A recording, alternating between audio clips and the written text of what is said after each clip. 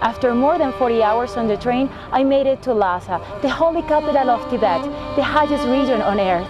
It used to be one of the most secluded and isolated places on earth, but now it's open to the world, and I'm ready to explore it and see what this mystic place is all about. Tibet, the roof of the world, a place that makes our imagination expand with wonder. A mystic land of striking landscapes and deep spiritual devotion, the home of Tibetan Buddhism, but also a place that has been center of controversy and political revolt. My adventure in the land of the snow begins in Lhasa, the holy capital of Tibet. To get there, I took an incredible 48-hour ride on the world-famous Sky Train, the highest elevated railway in the world that connects Beijing with the once upon a time unreachable Lhasa. The holy capital is no longer the small and peaceful traditional Tibetan town that surrounded the Potala Palace.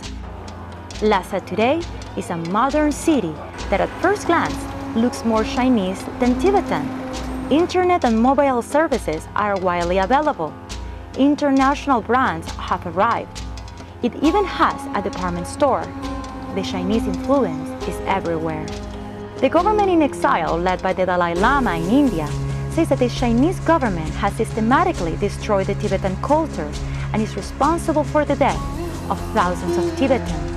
Important monasteries, such as the famous Trebun, now appears monk-free, after being the home of over 10,000 monks prior to the occupation.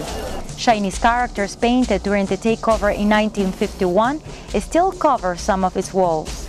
Beijing takes responsibility for the abuses committed during the Cultural Revolution, but points out that there have been major improvements in healthcare, education, and infrastructure in Tibet under its control.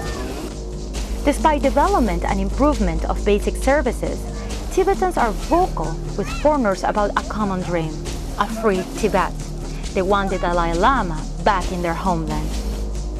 The uprising in 2008, just before the Olympics, has triggered the repression of Tibetans until today. In every corner, Chinese security forces closely watch the Tibetan population at all times. Despite the tension on the street, there is something magical about Lhasa, something that seems undisturbed by politics or affected by modernity. It is the deep and undeniable spirituality of the Tibetans. Buddhism permeates every aspect of their lives, thumbing prayer beads, holding prayer wheels of all sizes, and muttering mantras. Hundreds of pilgrims from all corners of Tibet come daily to Lhasa, some of them walking and others crawling from distant towns of the Tibet Autonomous Region. I joined the crowd, following the devotees in the most important pilgrim circuit of the city. The final destination, Jokhan, the spiritual heart and the most sacred temple of Tibet. It was built by King Songtsen Gampo, the first Tibetan emperor who unified Tibet and brought Buddhism to the region.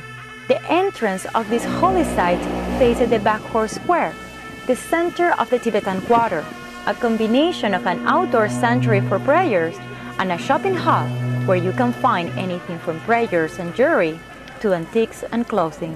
Although the most important, it is not the only pilgrimage destination in Lhasa.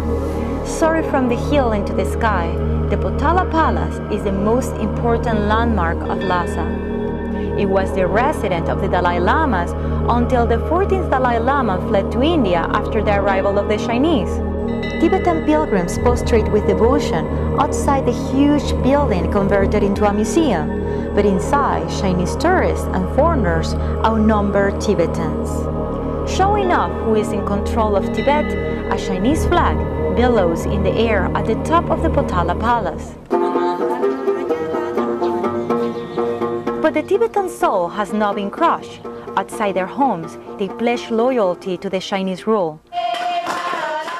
But inside their hearts and minds, they dream and have the hope for Tibetan independence.